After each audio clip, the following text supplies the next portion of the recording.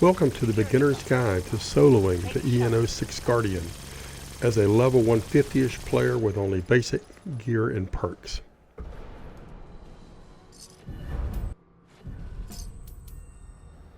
As you can see, it is possible, and I'm going to show you how.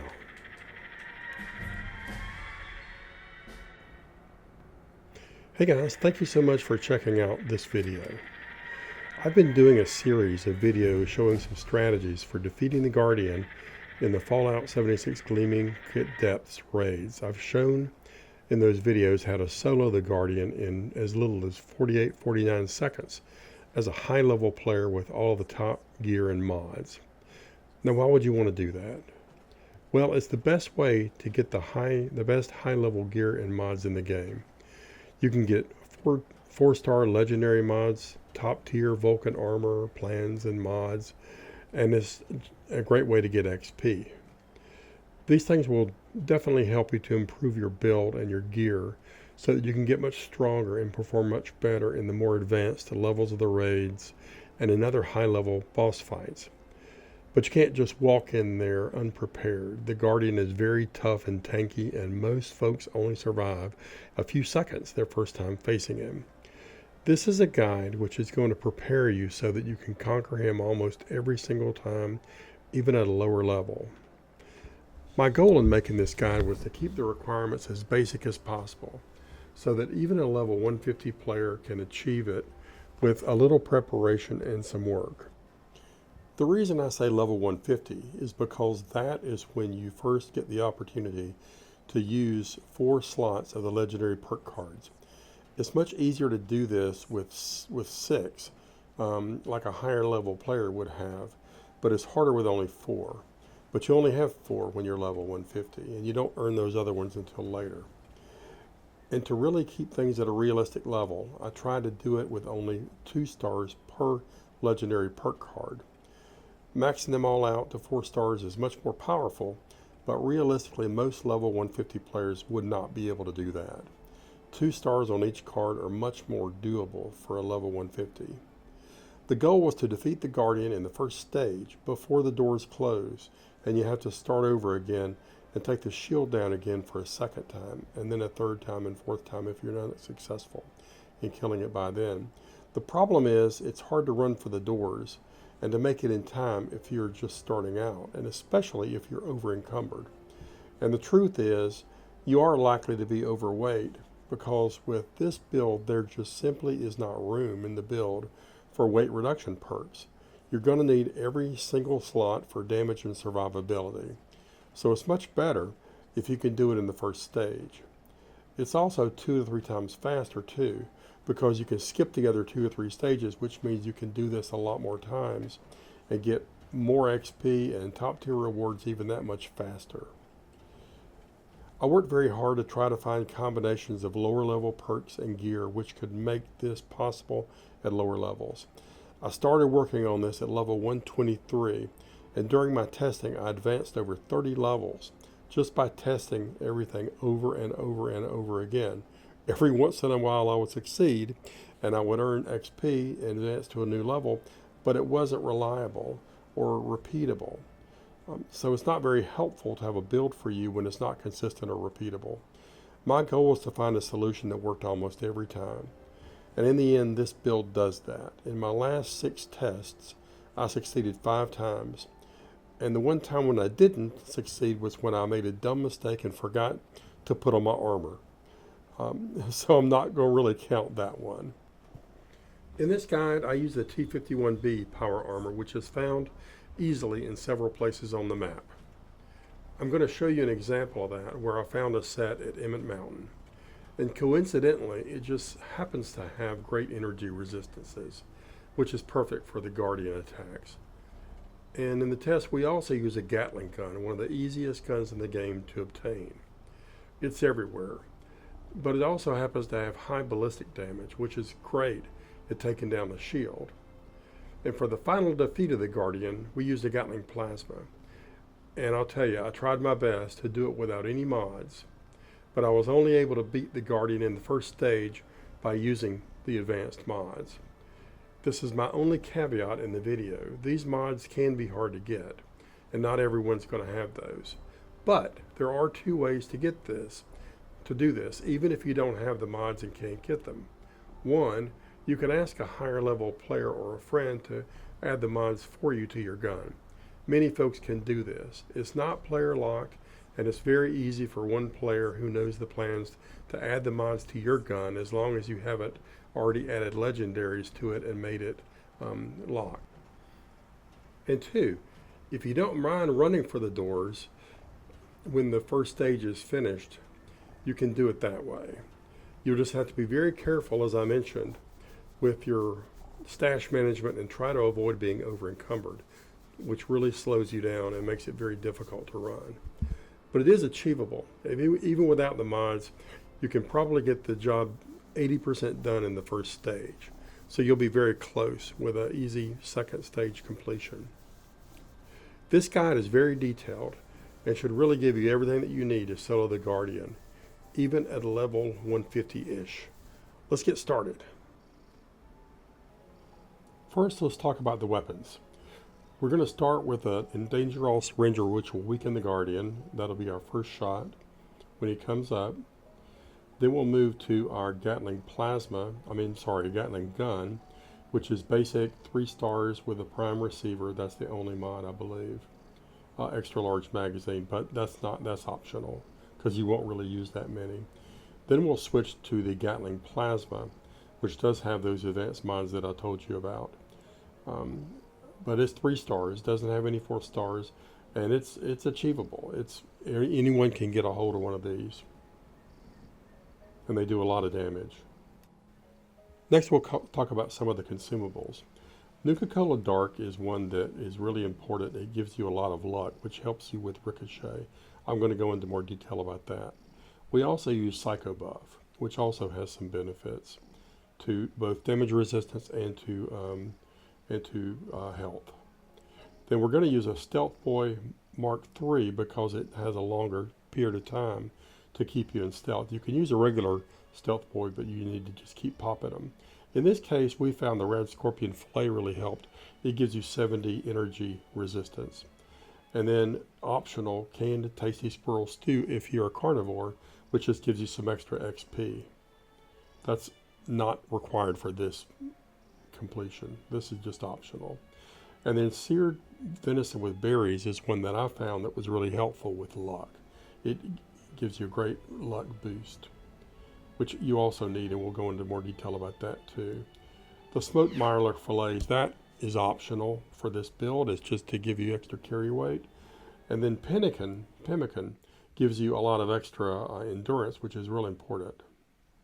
And here's a look at the power armor, T51B, with 5 troubleshooters, 3 hardy, 2 endurance, and 5 sentinels with a medic pump mod.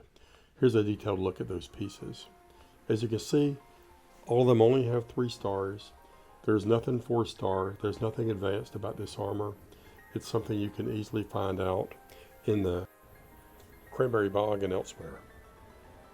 In fact, as luck would have it, while I was doing this video, I happened to stumble across a set of T51B at Emmon Mountain Disposal Site. That's where you do radiation rumble. I thought I'd go ahead and show you that clip so you can see where it's located when it's here. There are other locations in Watoga and all over the region, so there are plenty of links to show you where to find these.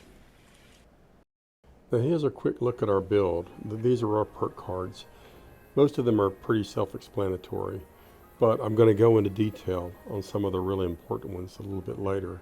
There are some here that really have a great deal of interaction with this build and have a great effect, and we're going to go into those in a little bit more detail. And as far as the legendaries, we've only got 4 slots because at level 150 you only get 4 slots. So we're going to use taking one for the team for damage, 2 stars, and then 3 of the specials, and they're each 2 stars. That just gives you more perk cards. Doesn't matter really which ones. And here's a look at our effects. You can see the mutations that we have. The important ones are going to be carnivore, which is great food buff, Herbivore works well too. Egghead for increased intelligence. Herd mentality, increased endurance, intelligence, and luck. Scaly skin for damage and energy resist. And speed demon. You only need that if you're trying to run for the doors. Strength 28, endurance 29, and luck 34. Here we're going to have a look at endurance. It's 29. You can see that the biggest drivers for that are the base of 9, Nuka-Cola Dark with the perks is going to give you 6, Pemmican gives you 6, and endurance keeps you alive, so that's important.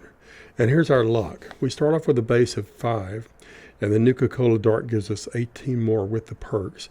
The seared venison with berries gives us 6 more, and we got +3 on our power armor, as well as herd mentality +2. As far as damage resistances go, we start off with a ballistic base damage resistance of 454 due to the armor. We add junk shield for +69, scaly skin +50, bodyguards +60 for a total of 633 ballistic damage on the armor.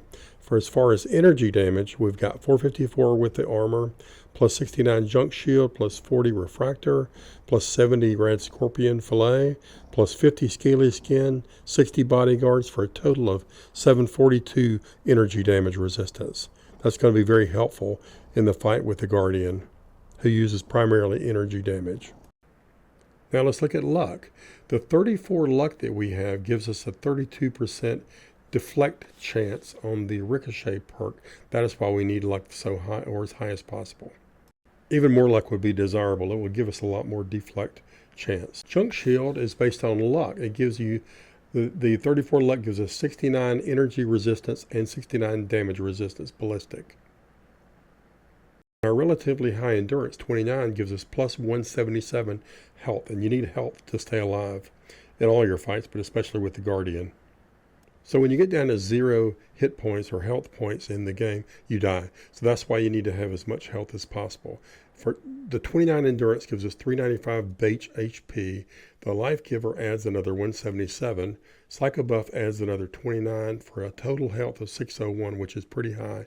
In my case, I made a mistake and it's 585 because I'm running healing factor mutation, which I should not be, and it subtracted 16. That's why you see that number. We'll go ahead and start the first fight and see how it all works.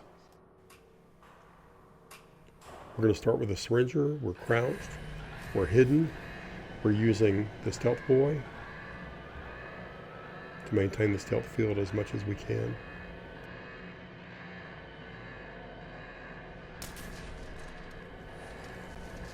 All right, let's switch to the Gatling gun.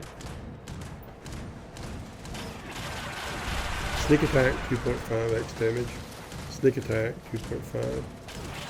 I forgot to mention that we have to be on a team to take advantage of the taking one for the team damage bonus, but we're still in the room alone. We're still soloing it by ourselves.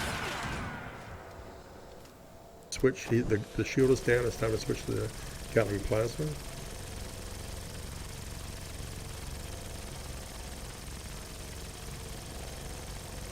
Is that 1500, 1600?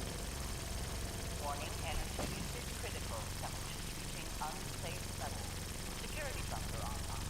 Take shelter. And it's going to be tight.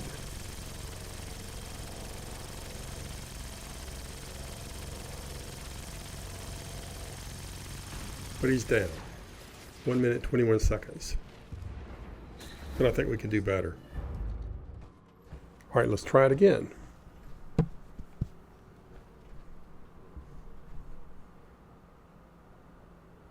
Alert. Unauthorized personnel. Push the button. Crouch. Nuka Dark. Stealth boy. And we're hidden.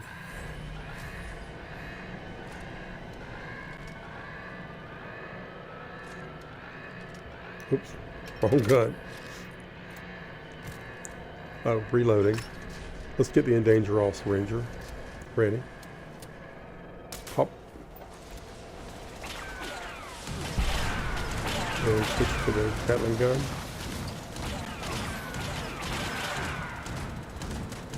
Sneak attack for 2.5x damage. Caution. Ricochet.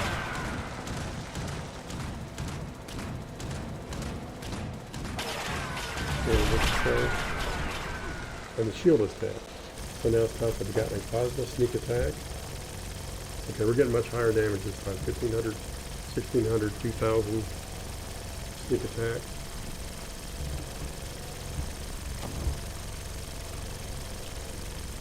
Sneak attack. Warning, energy usage critical. Temperatures reaching Sneak attack unsafe again. levels. Security bunker online. Take shelter. And he's down in a minute 25. It took a few seconds longer this time, but we weren't so close to the end this time. We had a few more seconds to spare. It's really nerve-wracking when you get to those last few seconds and things are going dark.